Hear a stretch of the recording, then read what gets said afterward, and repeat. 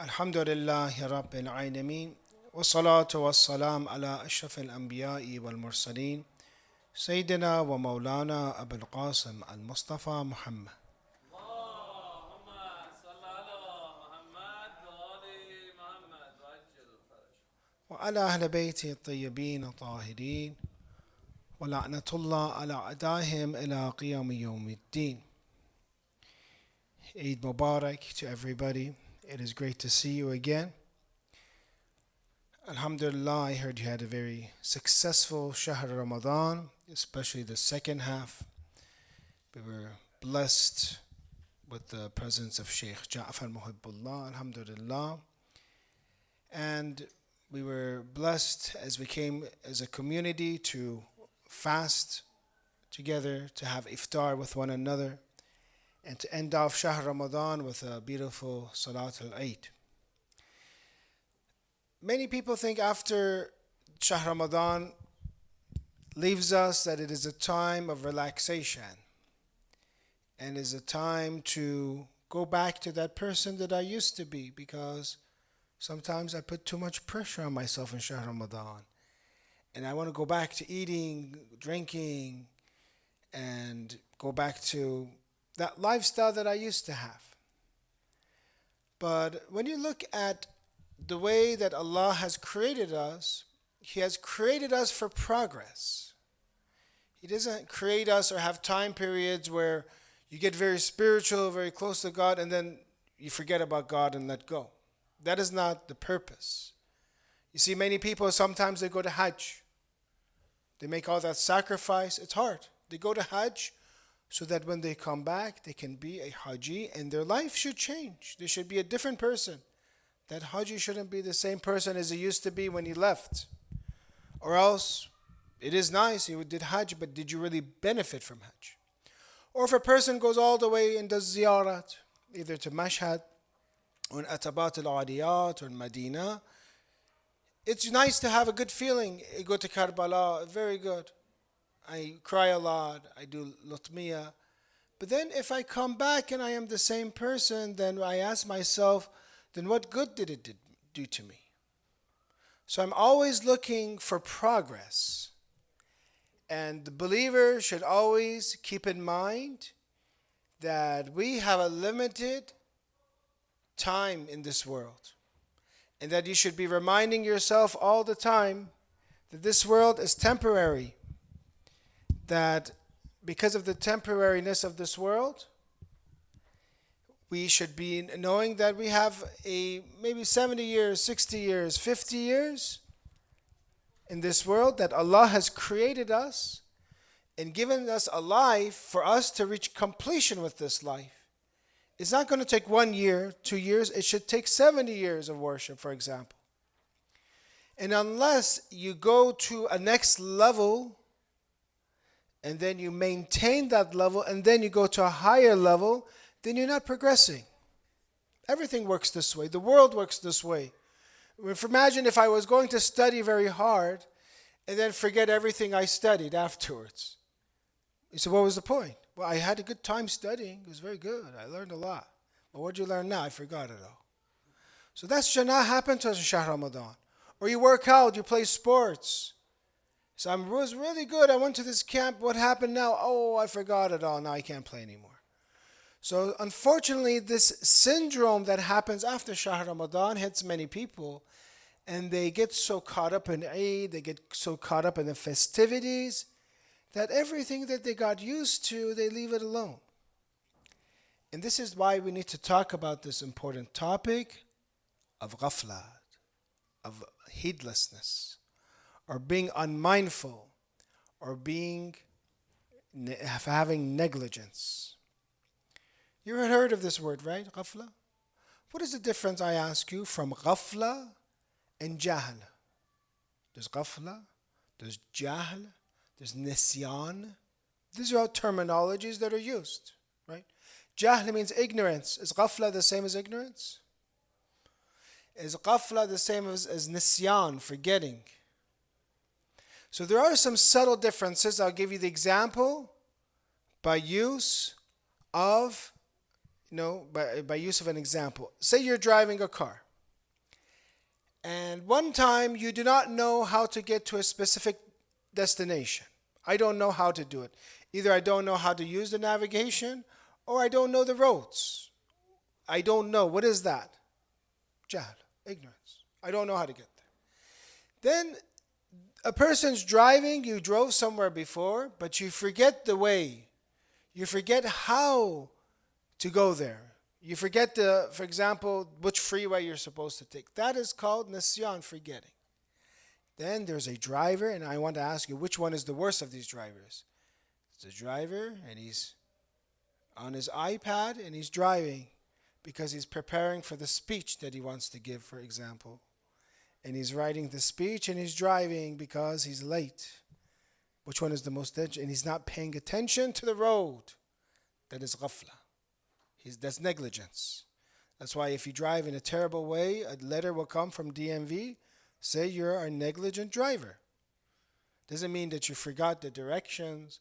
Or for example, you're a negligent driver, you're not paying attention. Where are you going? You ran into, for example, this truck last week, and this day you ran into another truck this week. You're a negligent driver. That is the worst. So we ask this question, which one of these three is? The negligence is the worst. That you're heedless, you're not paying attention, you're not careful, you're not paying attention, your eyes are not on the road, you're just talking to your friend the whole way. And what happens? That same truck that you hit last week, again, you hit it this week, for example, and you get in another accident. So we have to be careful when it comes to Islamic ethics to keep our eyes on the road. We have to pay attention. That means our entire lives, not only Shahr Ramadan. In the month of Shawwal, keep your eyes on the road. There's lots of dangers for us. So when you look at this beautiful topic of ghafla, you see that some of the verses in the Qur'an, and you look at them, أعوذ بالله من الشيطان الرجيم وَلَقَدْ ذَرَأْنَا لِجَهَنَّمَ كَثِيرًا مِنَ الْجِنِّ وَالْإِنسِ. When the Qur'an talks about those that go to hell, either from jinn and ins. Interesting, a lot of times we see jinn and ins. Maybe because jinn was created first. Jinn was first, then ins came. First jinn, then mankind. So we created jinn and ins. So what's the difference from jinn and ins? They have free will. They have the opportunity to obey God if they want to. If they don't want to obey God, they have the choice. Lahum, then it talks about these individuals, Quran 7, 179. 7, chapter 7, 179. They went to hell, God forbid. And look at the attributes of Lahum qulubun la yafqahuna biha. They had hearts, but they didn't think with these hearts. So it's interesting, it says hearts. Qulub. Qalb, that they did not understand. The place of understanding is the heart, according to this verse. وَلَهُمْ أَعْيُنْ لَا يُبْصِرُونَ بِهَا. They had hearts, they could understand, they didn't understand. They had eyes, they didn't see. Does it mean that they were blind? No, it means that they were blind in this world. Like many countries today that are blind to oppression. When it comes to moon sighting, some countries are use the best telescopes, best observatories. But then when it comes to, for example, oppression in Gaza, they're blind. Actually, a lot of times these countries are also blind when it comes to moon sighting because they see Saturn instead of seeing the moon. But the same thing, you get what I'm saying. They're blind. Because you're saying, look, all these people are dying here, I'm not going to do anything. Or children. لا يبصرون بها ولهم آذان لا يسمعونها. These are the qualities of those that went to hell. We have ears. You're supposed to listen with those ears. You're supposed to get an ibrah. You're supposed to get advice. How many people, every person that exists today, usually the sinners, each person had advice from someone usually. Don't do that. If you're a thief, hey, don't do that. That's wrong. Don't steal. Don't lie. How many times did mothers and parents tell these kids that sometimes become criminals? They had ears. They didn't listen with these ears. You know what's interesting is when it comes to sin, Allah rewards one good action with 10. It's 10 times the amount. In one bad action is 1. Already, Allah from His grace gives good action 10. In one action 1. This is what we're on. Then the Imam alayhi salam mentions that person who's, if it's this way, 10 times as much, that person who really, his bad deeds are worse than his, are more plentiful than his good deeds, really he says, curse be upon him. Because you could have done 10 times good. Every good you did was 10 times the amount. And you still have more bad deeds? Why? They did not have ears. They didn't listen. And then it says, La yasmuna biha ulaika kan an'am. Now these people, they don't want to listen. Just like some in the speech right now, they don't want to listen, they want to talk. And they have hearts, for example, that don't understand. And for example, they have eyes they don't want to see. Ulaika kal an'am, Qur'an says, they are like livestock. Then actually it says, worse than livestock, bal hum adal. Rather, they are more astray than livestock. Then this is the verse that I want to say. Ulaika humul ghafilun. They are the ones that have ghafla. And this is our entire discussion, that they are those who are heedless. So ghafla, when you take all these conditions and situations that this person had, didn't want to see, didn't want to hear, didn't want to understand, you put it all together, Qur'an says they are ghafla. Why do you think we're worse than animals? Because animals weren't given a brain like us. Animals weren't given a spirit like us. Animals did not have the opportunity and potential that we have. You can't blame that cow, for example. Why don't you doing your salat, cow? Maybe in a way he's doing dhikr, but he doesn't. Why are you eating haram, for example, grass, cow? That was the neighbor's grass. Why are you committing haram, cow? He doesn't understand. You can't blame him. But insan, if he has haram, and he has from the neighbors, for example, grazes from the neighbor's pasture, then that is haram, because we have aql. We're not expected. The more God gives you in potential capability, the more you're expected to act. Because God has given us the best. We're ashraf al-makhluqat, so He expects the most from us. So that one part we talked about is what causes people to go to hell is ghafla. Ghafla, we says, not paying attention. It's like that driver that's on the phone all the time. The driver that is talking to their friend all the time. That driver that should not have driven when he was sleepy. Or that driver that was always making dua too much. And his head is in the mafatil janan and he's driving. That's also dangerous. We said don't over dua. Don't OD when you drive. Don't over dua. Make sure if you do some ibadat, it's like a mustahab prayer, you do like this ruku. You don't go all the way ruku like this when you're driving, then you'll hit that truck again. The same truck you hit last week. So you have to be careful, inshallah. The neighbors, yes, is the neighbor's truck. So, the first thing we talked about this verse is because people don't want to pay attention. How can I pay attention? How can I be careful? It's hard because there's so many distractions. Brothers and sisters, this day and age, we live in a time period where there's distractions all around us. It's so hard to focus. It wasn't like this before. It wasn't really that hard. I noticed some students that went to Qom, for example, from the holy city of Qom, and they went to the holy city of Najaf. Some, because Najaf usually there's less things to do in Najaf. Even Qom, there's already less. There's less. They say, as a joke, they say if you want to have fun in Qom, you have to just go to restaurants and eat. That's what you do in Qom, for example, for fun. But now Najaf, there's even less friends, family, especially for many of the Iranian students that leave. And they say there's nothing else to do there. So what do? They say all we do is study. Because there's nothing else to do. Why? Because there's less distractions. So wherever you are, and wherever you have, sometimes friends are good, family is good, but it causes you more and more distractions because you have more responsibility towards them, you talk more with them, you have more fun. But this day and age, what do you think is one of the biggest causes of distraction? The devices, the phones, the iPads. Look at the kids today. Look at how much they're using these devices. Look at sometimes the algorithms designed by psychologists to change the behavior of your child, designed to make you waste time. So there's more ghafla, more ghafla.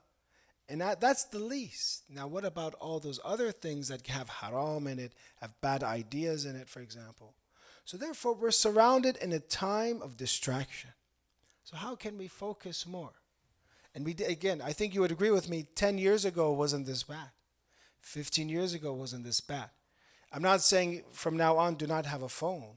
You have the phone, but use it how you're supposed to use it. It's like your normal life. Would I say something right now in normal life? So the same way, would I give a comment on social media the same way? It's still real life. You're still going to be asked about what you said. You can't just say the fact that it's in social media, nobody's going to pay attention. Should I be careful what I post? Yes. It's like real life. Whatever I say, however I act, you should be that good Muslim that you are now in social media. And actually, you have more duties. This is a side note that many times in history, we weren't even allowed to say the virtues and fada'il and sayings of Ahlul Bayt alayhimus salam. We weren't allowed before. If somebody said the virtues of Ali ibn Abi Talib, he would be whipped or killed. But today we can say it on social media. This is for us, we can use of it in a good way. They call this jihadul tabyin. It's a way of struggling to get the message out. But when we look at other verses of Qur'an, we said, وَلَا تَكُونُوا كَالَّذِينَ نَسُوا اللَّهَ فَأَنْسَاهُمْ أَنفُسَهُمْ, and do not be like those who forgot. Now this is using nasya, to forget. Do not be like those who forgot Allah and Allah made them forget themselves. I believe we covered this verse already. Do not be like those that you forgot God, now God made you forget. You can say about your humanity, what's your worth? What is the worth of insan? You think the insan is only here to eat and drink and to have fun, but insan has something else. So you forget your insaniya. Or we have in other verses, لَقَدْ كُنْتَ فِي غَفْلَةٍ مِّنْ هَذَا فَكَشَفْنَا عَنْكَ غِطَاءَكَ. You used to be in ghafla, Qur'an says. And now we have removed from you the covers. Do you see this, for example, cover that we see from brothers and sisters? For example, the brothers shouldn't look, but I'm just giving the example. He says, curtain from the brothers to the sisters. That will be removed. There's a curtain will be removed in the hereafter. And we see everything. We see realities. Everything. So, oh no. Everything they said in the Masjid al-Nabi that Shaykh said was true. Everything that Sayyid says was true. These verses of Qur'an, these hadith were all true. Now what am I going to do? So the barriers will be removed in the hereafter.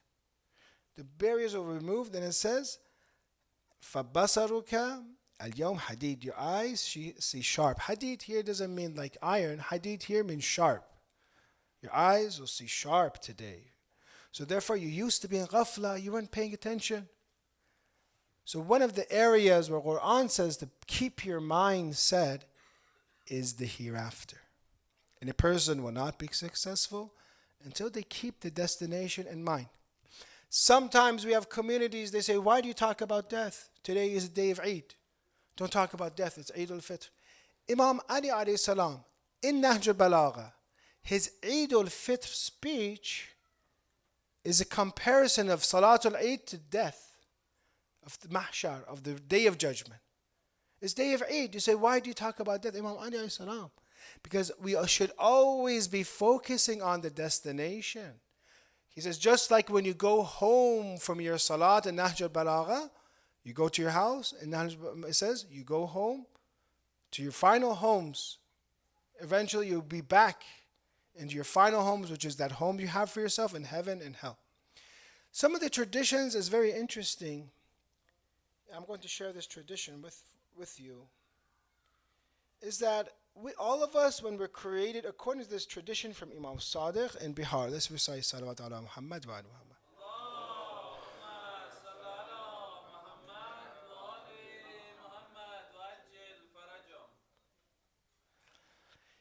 The tradition says that every person, every one of us, when we were created, we were given two places. A place in hell, a place in heaven. All of us right now, imagine, when we were created, They gave me 2 homes. One in hell, one in heaven. All of it, right now, you have a home in hell, a home in heaven. Right? And then it says that then they show you. You have 2 of these homes in this hadith narration. But what's the purpose of having 2 homes? One in heaven, one in hell.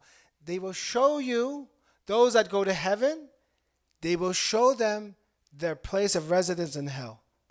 And they'll show them, say, if you sinned, and if you were terrible, and if you were very bad, you have to be terribly bad to go to hell, by the way. Imam Zayn al-Abidin, alayhi salam, I believe, or one of the Imams mentions that I am surprised by a person that goes to hell. That's how bad they are. But actually today, when you see people killing babies all the time through airplanes, you don't, now sometimes it comes to mind, okay, that's why hell exists. Because before this, you're wondering, why, would God put someone in hell? They say, oh, someone that does this for 6 months straight and kills 85 babies a day, well, yes, they deserve that. Because they're killing babies every day. Even if the prophets, all of the prophets came, even if their own prophet, Prophet Musa ﷺ, came to them, told them, don't do this, they wouldn't listen. Because they're killing. The most easiest example in philosophy people use about oppression is killing a baby. That's like, why, when you want to prove, does the intellect understand right and wrong? Easiest example is killing a baby in philosophy, for example.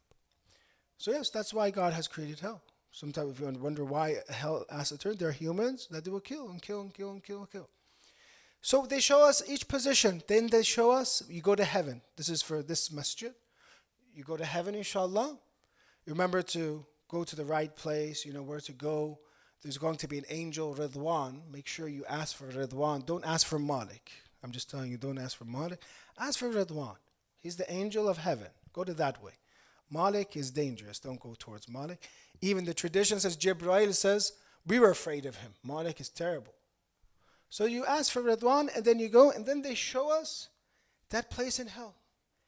And it says in the tradition says, this is where you would have been if you sinned against your Lord. At witnessing this, they will become so elated that if it were possible to die in paradise, they would die of happiness from being spared from such punishment. You see, that was what would have happened if I did not go to the masjid, if I didn't listen to the advice, if I didn't pray, for example, if I didn't help people. That's my place. And you become so happy. If you could die in heaven, you would die. Because each one of us has 2 places already. So that's why, should I now be careful of these 2 places? Should I have negligence? Because all of us have a home in heaven and hell. We don't know where we're going. Nobody knows. Then a voice will command the people of hell. Then that poor person, should I say the other masjid or not? No, this is about hell. So we'll just say this is another masjid. It's a bad masjid. The other masjid, they go to hell, for example. Let's just say, for example. It's masjid dirar, for example. Let's say it's a hypocrisy masjid. And then from there they go to hell, and it says they were so distressed in hell.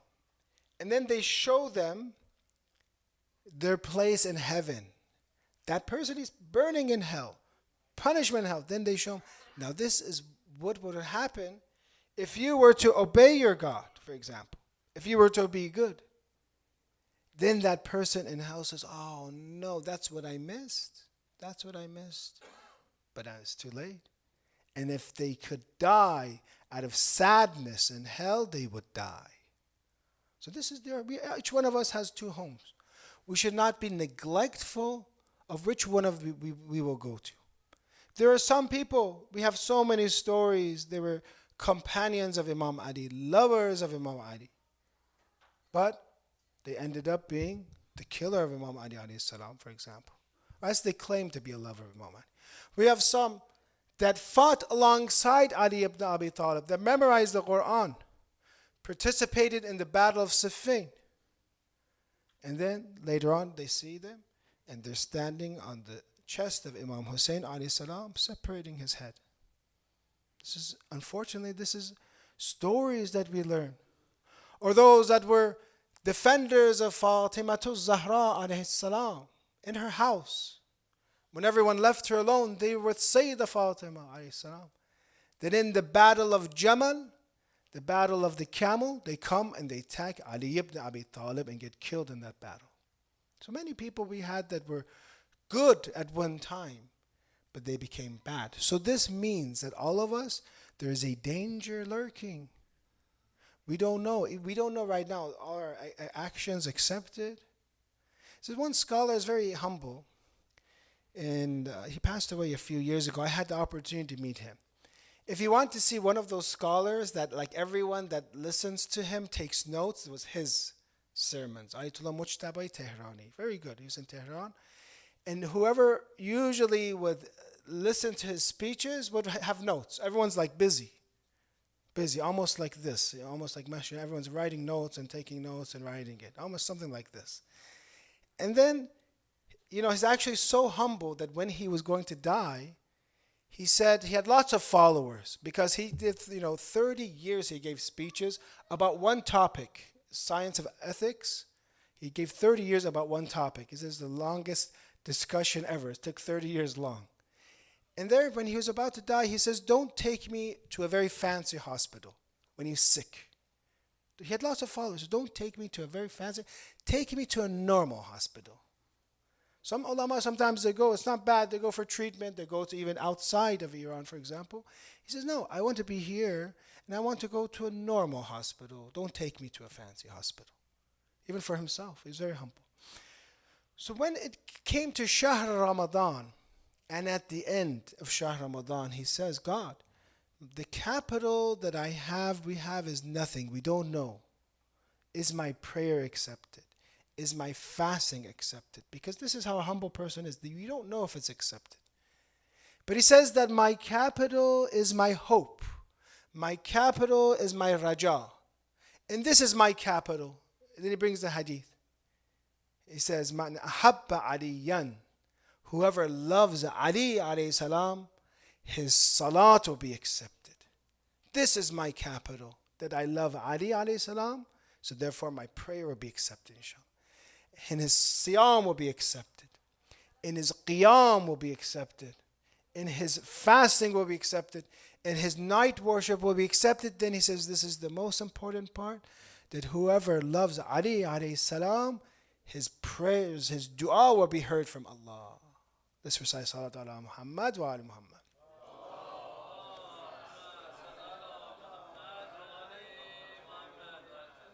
So if you fast a lot, pray a lot, don't become overconfident with your prayer. We don't know if it's accepted. But have your confidence in the love of Rasulullah and the love of Ali ibn Abi Talib. Let's recite another salawat ala Muhammad.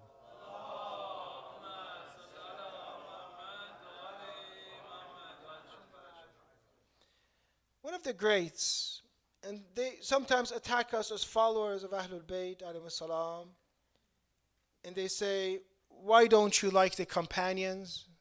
Why don't you like the companions, for example? So we love the companions. We love the true companions. We love the companions that actually listen to Rasulullah. I mean, you agree, right? Would you like the companions that didn't listen to Rasulullah? You wouldn't like him either. So we love the companions that listen to Rasulullah. We love them. Like who? Salman, Miqdad, Abu Dhar, for example, Ammar.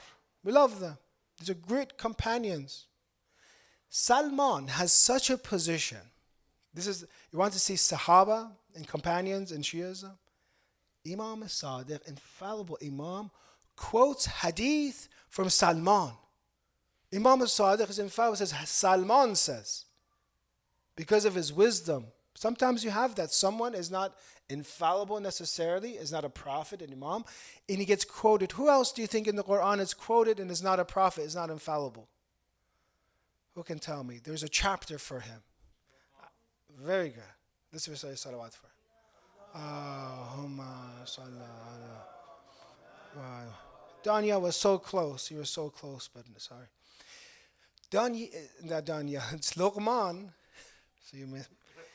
Luqman is a chapter about his expressions, his words of wisdom, but he's not a prophet. Generally, they say he's Hakim, he's wise. So you can be so wise that Qur'an quotes from you. You can be so good and wise that Imam Sadiq quotes from you. Let's learn from Salman. What is Salman? Is it Farsi? You should say, or Salman Muhammadi. Which one's right?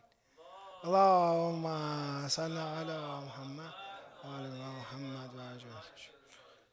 Says, three things make me cry. We'll end with this. And three things make me laugh. Let's cry first.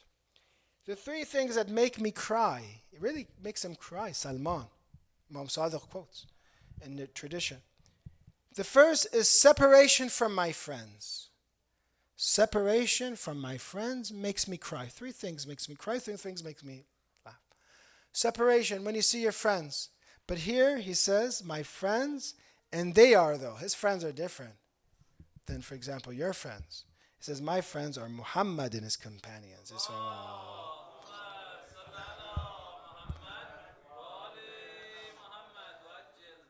Salman, the love he has is when he would not see Rasulullah, when he would not see Ali ibn Abi Talib, he would cry. Imagine how much love you have. You would cry. Some people are like this. They cry at the fact they cannot see Imam al-Zaman. They cannot see the Imam of the age. It causes them to cry. The second is the terror of death and the circumstances after death makes Salman cry. Death makes me cry. So how come you're so assured that death is not going to harm you? Why are you not worried about death? When Salman is worried about death, when he not only is worried, it makes him cry. Three, the account. The Almighty, we stand before Him and they see my actions. My actions are presented to Allah in front of me. Everything I did, the time bears witness, the land bears witness, the body bears witness, the angels bear witness, everything bears witness, whatever I did. Should this be scary or not? Well, it made Salman cry. But what made him laugh? Three things made me laugh. First, the man who is pursuit of the world, while death is pursuit of him. While death is chasing him. He's running after the world. I want more cryptocurrency. I want more, for example, Bitcoin, more Ethereum, for example, and all these other type of coins. More homes, more business, more cars, are this. And he's running, but it makes Salman laugh that someone's following him too. The angel of death. Death is following him at the same time. Many people, by the time they think they're going to, for example, live a long life, that same night they pass away. They die.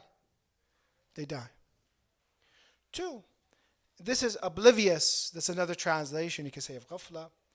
The one who is ghafla of the circumstances of the hereafter, although the Almighty and His angels are not oblivious of His, and they have surrounded His deeds. He's oblivious. It makes me laugh that He doesn't care about the hereafter. He forgets. You ask Him what happens to life after. I don't want to think about it. But God and angels are not ghafil of this. The angels are recording. God is watching. Makes him laugh. He's distracted, but the angels are not distracted. God is not distracted. Thirdly, the one who opens his mouth to laugh. Some people laugh too much. Now, this is not saying joking is bad, but that type of laughing you see sometimes in the culture today, too much comedy, too much laughing, just ha-ha with the friends. Too much laughing like this, he says, while he does not know if Allah is pleased with him or infuriated with him. But if you really think of it, I don't know, is God satisfied with me? Or is God happy with me? Is God infuriated with me, upset, have anger upon me? I don't know. Then why do I live life in a way I'm always having fun, I'm always joking too much, for example, and always laughing out loud? So this shows us that we have to sometimes be real and think of the real problems and the real reality that's in front of us. To wake up and not to be in this, daydreaming and being neglecting and paying attention, like that driver that we gave the example. They're distracted. Most people in this world are distracted. They're going to crash into somebody. But we, especially after Shahr Ramadan, have to keep that focus. Remember God, inshallah. Remember the hereafter. Remember ourselves. I was going to talk about what causes a person to come out of ghafla. What causes a person to, but we don't have time. I was going to talk about some of the factors that cause people to be oblivious and heedless, but inshallah we'll leave that for another time. May Allah inshallah forgive the believing men and women. Especially we ask Allah to forgive those that have put this and helped to put this masjid together, Marhum Musavi, Marhum Rohani, and others that have helped so much that we're here to pray inshallah because of their hard work. May Allah forgive your family members, your friends, inshallah. May Allah cure all those that are sick. May Allah help all of those that are oppressed. May Allah help those that are helping the oppressed. May Allah, inshallah, make us of the special companions of the Imam of the age with the salawat ala Muhammad wa ali Muhammad.